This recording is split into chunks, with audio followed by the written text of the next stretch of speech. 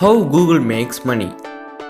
Alphabet generated total revenue of $55.31 billion in the first quarter of 2021, which is a 34% year-over-year growth in the revenue. Alphabet's business model follows the saying, never put all your eggs in one basket. Number 1. Google Search. Google Search has a 92% market share globally in the search engine segment. It generated around 57% of total revenue of Alphabet in Q1 2021. Number 2. Google Network.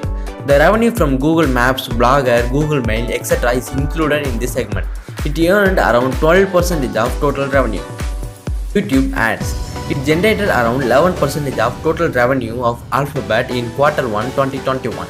Revenue from YouTube Ads has growth of 49.13% year over year. Google Cloud. Google Cloud offers services like computing, storing, networking that run on Google hardware. It generated around 7% of total revenue. Google Other.